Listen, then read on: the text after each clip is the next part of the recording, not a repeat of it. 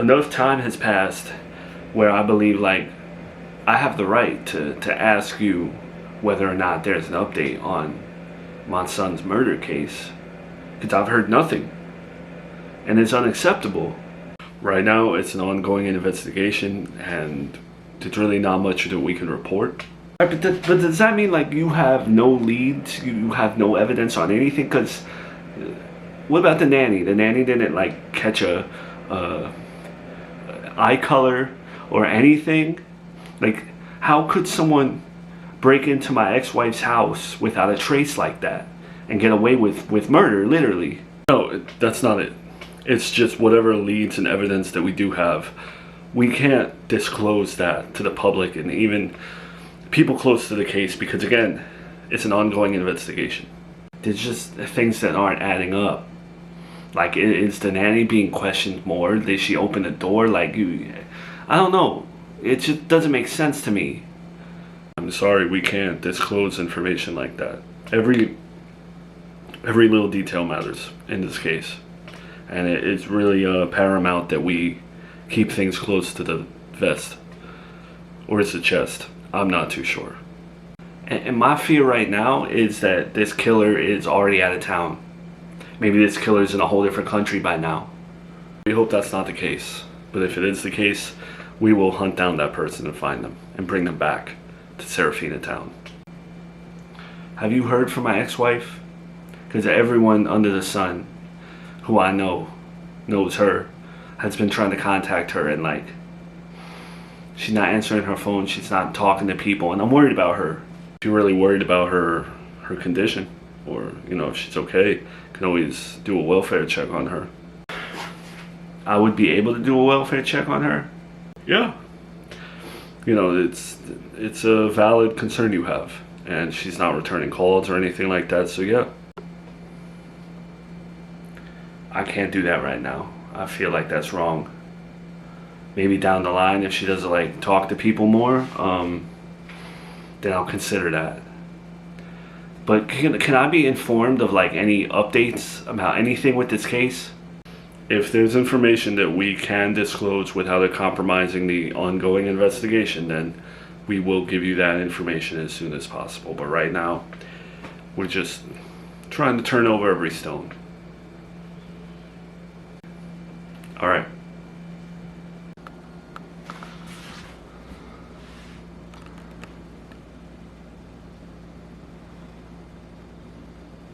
See, you brought Charlotte around the family. Brought your girlfriend Tiffany. It's great to see you. Nothing happened. Nothing bad happened. We didn't suck the blood out of Charlotte or anything like that. So I just think that your ex-girlfriend's concerns are a little unwarranted. I think we've proven that we can be nice to your baby. Yeah, I know.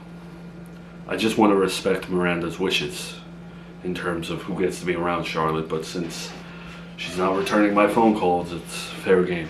I'm gonna go let Aunt Melinda hold Charlotte for a bit. I'll go with you, Brian. Tiffany, you stay here for a second. I want to talk to you about something. Okay, yeah, sure. What do you want to talk about? You and I really haven't had a chance to talk about anything. Life moves really fast, it seems, right? Do you love my nephew? Random. Yeah, I really do love your nephew. I can see a future with us together, and I think his daughter is really cute. She does have a very complicated life. His baby's mother is out there, and now she's suffered a big trauma, and in times like these, his family and many other families would reunite, try to fix things and move forward for the baby. But he's with you. So I just want to make sure that you're worth his time. I don't mean that in a disrespectful way. Well, when you say worth his time, it kind of is disrespectful. I think we're of equal value to each other.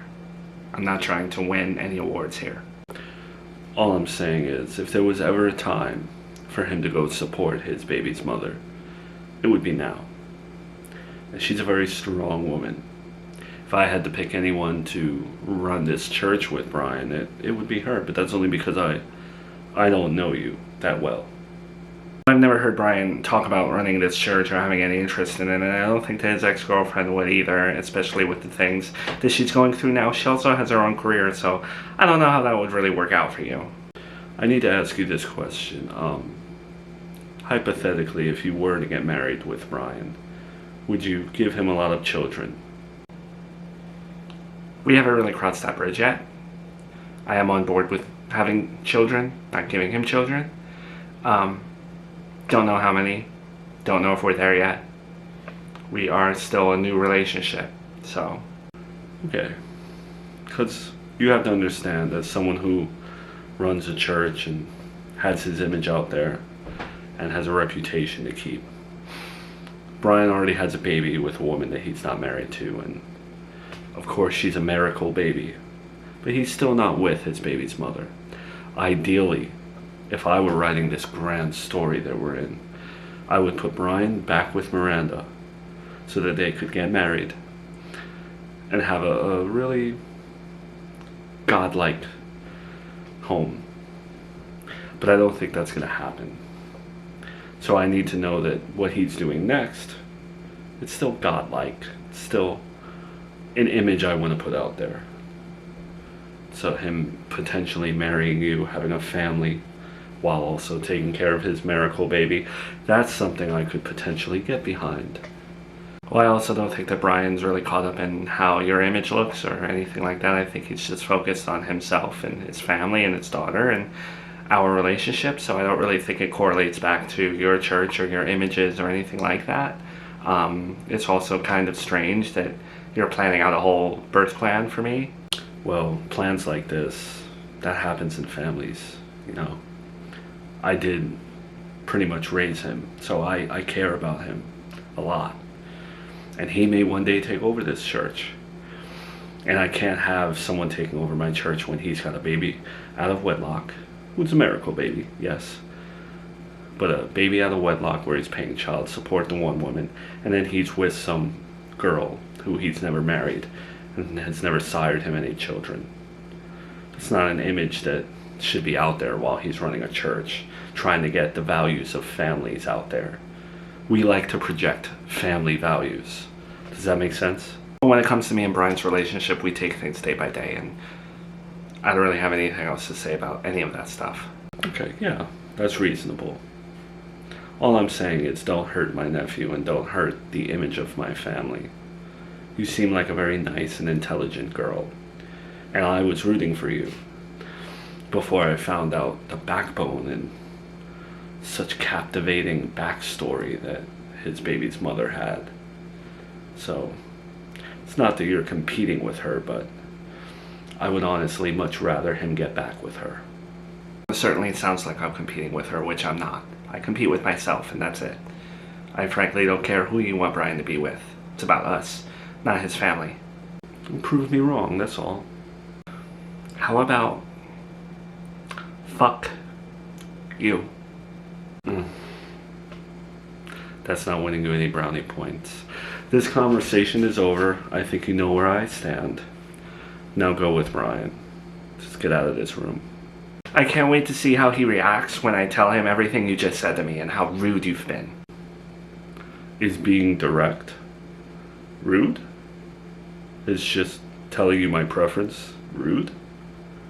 Again, fuck you. Well then.